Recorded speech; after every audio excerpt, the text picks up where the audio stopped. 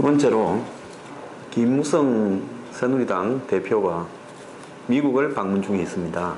연일 미국 곳곳에서 큰절도 하고 우리에게는 중국보다는 미국이다 라고 미국에 가서 미국 조야의 어떤 구미에 맞는 이야기를 하고 있습니다. 사실 그간에 중국과의 관계가 좀 우리 한국과 깊숙해지면서 미국 측에서 이 한국에 대한 섭섭한 이야기들도 나오고 있었고요. 그런 부분들 때문에 우리가 미국에 대해서 성의와 노력을 보여줄 필요도 있었습니다. 그런데 이제 여기에서 미국을 방문해서 그냥 한국의 보수층과 미국의 현 집권층을 또 미국의 정치인들을 겨냥해서 구미에 맞는 이야기를 그냥 하고 돌아와 버리면 또 잊고 살고 또 중국에 가면 중국이 중요하다고 이야기하고 이렇게 하면 의미가 없습니다. 여기에서 정말로 중요한 것은요, 실제로 그러면 그런 행동을 어떻게 옮기는 것이 중요한 것인가에 대해서 새누리당은 대안을 내야 된다고 보고 있습니다. 마찬가지로 미국에서 발언한 북핵 해결에 창의적 대안이 필요하다.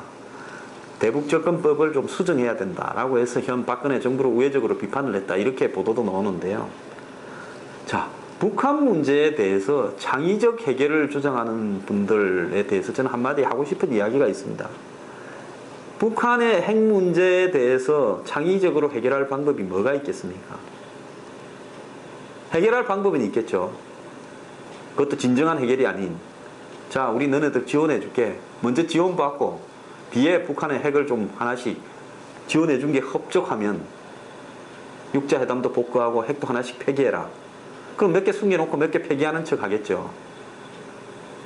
그래서 저는 근본적으로 북한 문제에 대해서 북한 측이 요구하는 대로의 모든 의견을 들어주는 것 외에는 창의적 해결 방법이 없다고 보고 있고, 북한 문제에 대해서 창의적인 해결을 하라는 이 표현 자체가 굉장히 모순적이라고 생각합니다. 창의적이라는 것은 뭘 창의적이라고 합니까? 여태까지 나오지 않았던, 한마디로 기발한 새로운 아이디어가 없냐라는 이야기인데요. 그는 북한 구미에 맞게 먹이를 던져주는 것 외에는 창의라는 말이 적절한 해법은 없다고 보고 있습니다. 미국이 오죽 북한의 여러 가지 의견들을 들어주고 한번 들어보고 그리고 진전 방법이 있나 해서 북미 직접 대화도 하고 접촉을 여태까지 얼마나 많이 했습니까? 그러다가 최근에는 모든 접촉을 중단했습니다. 이 답이 없다. 괜히 우리 이거 해결한다고 오바마 정권 안에서 해결할 수 있는 과제들 뭐 쿠바나 이란이나 베네수엘라나 러시아나 많은데 이 답도 없는 북한에 매몰돼 가지고 끌려다니면 시간만 낭비한 데서 미국 요즘 손 들고 나자빠져 있습니다. 미국의 정보기관 아마 CIA겠죠. 정보기관 측은 방미 중인 김무성 대표 일행에게 10월쯤에 북한의 이 당 조선노동당 창건일이 10월 10일 아닙니까? 10월쯤에 북한이 도발할 가능성이 있어서 예의주시하고 있다고 이야기도 했습니다. 그래서 제가 정말로 중국보다 미국이 중요한다면 자, 하나씩 좀 건의를 하겠습니다. 오늘 미국하고 일본 등 12개국이 TPP, 그러니까 환, 태평양, 트랜스패시픽 경제협력기구 아닙니까? 이 TPP의 그러니까 환태평양 경제 동반자 협정에 대해서 막바지 협상에 들어가서 여기서 이제 중요한 원칙과 규칙을 정하려고 하고 있습니다. 근데 한국은요, 지난 6월달까지입니까? 중국이 주도하는 아시아 인프라 투자은행 AIIB에는 한국이 총알같이 들어갔습니다. 그래 거기 지분도 내고요, 3.5%인가 돈도 내고 3.5% 지분인가 확보했다고 했죠.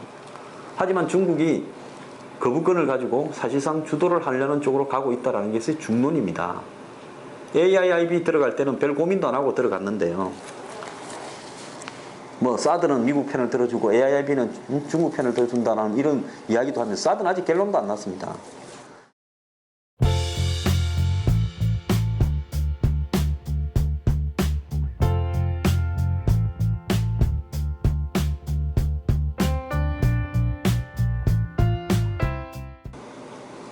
2010년에 오바마 정부가 TPP를 강력하게 추진할 때 한국 쪽에도 들어오라고 했는데 우리는 그 지난 정권에서 중국 눈치를 본다고 때를 놓치고 망설였습니다.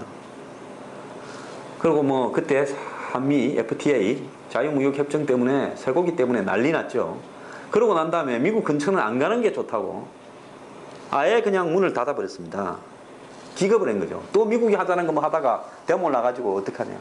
자, 전형적으로요. 한미 FTA 부분에 있어서 우리가 이익을 보고 있다고 미국이 잘못된 협정이라고 미국 정치인들은 이야기를 하고 있습니다.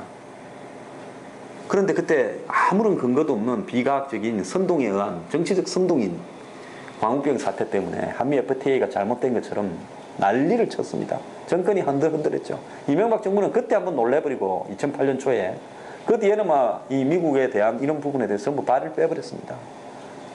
그러다 보니까 지금 미국, 일본, 호주, 캐나다, 멕시코 뭐 이런 나라들 12개국을 묶는 거대한 경제권, 자유무역 경제권이 이렇게 탄생하는데 여기에 가입국은 FTA는 한 나라 1대1로 하는 거지만은 여기 TPP는 환태평양 경제동반자 협정은 거기 가입한 나라들끼리는 그냥 나프타는 뭡니까? 북미 지역 자유경제협정 아닙니까? 자유무역협정 아닙니까? 캐나다하고 미국하고 자유대로 이렇게 마음대로 왔다 갔다 자유무역을 하는 거죠. 그러니까 나프타를 확대해가지고 TPP로 만드는 겁니다. 여기에 한국이 아예 그냥 배제가 되고 있는 겁니다. 일본에는 아베 내각이 TPP에 참여해서 이런 자유무역협정을 통해 가지고 일본의 수출을 갖다 늘리기 위한 그런 어떤 주요한 동인으로 삼고 있습니다. 근데 이제 와서 뒤늦게 먼저 중국이 주도하는 AIIB에 가입한 다음에 한국은 설거머니 이게 안 될 거라고 보고 시간이 오래 걸릴 거라고 보고 관심도 없었습니다. 그리고 중국 자극할까봐 여기에서는 되도록 발을 빼고 있었죠. 근데 이게 이제 미국의 의회에서 얼마 전에 부결이 됐다가 여기에 대해서 오바마 대통령한테 정권을 부여하는 이 결의안이 부결이 됐다가 TPP에 대해서 이 오바마 대통령의 협상 권한을 인정을 해줘 버렸습니다. 의회가 통과시켜줘 버렸어요. 그러니까 이게 이제 미국이 아주 힘을 내면서 급진전이 돼 가고 있어요. 이런 상황에서 이거 되는 거 아니야? 이러면서 우리도 좀 끼고 싶다고 이제 한국 정부가 미국 쪽에 간접적으로 이야기를 하니까 미국 쪽에서는 환영하지 않는 분위기다. unwelcoming atmosphere. 그러니까 내키지 않는 분위기다라고 하면서 사실상으로 이거 다 결성되고 나면 그 다음에 너가 들어오든지 말든지 그때까지 기다리라고 된 겁니다. 자, 나중에요. 우리가 이제 여기에 들어가려면 한국은 지금 여러 가지 분야, 석유, 화학, 기계, 자동차, 전자 부분에서 일본하고 경쟁을 하고 있습니다. 수출 경쟁이죠. 그러니까 이 한국의 환율, 원화 환율, 일본의 엔화 환율에 따라서 한일 간에 계속 경쟁이 되고 있지 않습니까? 이런 부분에서 이제 어떻게 하겠습니까? 일본이 한일 FTA 하자 할 때 우리 안 했어요. 이제 일본은 한일 FTA에는 관심도 없어져 버렸습니다. 한국은요, 되지도 않을 한중일 뭐 삼각 FTA 어쩌고 했지 않습니까? 근데 일본은 이제 TPP를 갖다가 주도하고 있어요. 여기에 이제 나중에 우리가 막차로 들어가려고 하면 그 수업료나 보험료가 얼마나 들어가면 이걸 주도를 잘 우리 뜻대로 해나갈 수 있겠습니까? 프로야구도 처음에 만들 때 들어간 팀들은요, 적은 돈으로 들어갔고 뒤늦게 프로야구 들어가려니까 얼마나 돈이 많이 치였습니까? 후발팀들은요. 그래서 이런 어떤 부분에 대해서 정말로 창의적인 의견을 발휘해야 되는 겁니다. 우리가 중국보다 미국이 더 중요하다고 생각하면 제가 이야기한 세일가스, 한미 군사동맹, 한미일 삼각안보축, TPP 참여 이런 문제에 대해서 실천을 해야죠. 말로만 미국 가가지고요 방문했을 때 중국보다 한국은 미국이 진짜 중요하다 하고 돌아오면 잊어버리면서 또 중국 비위 맞추는 이런 행태는 근절돼야 된다고 봅니다.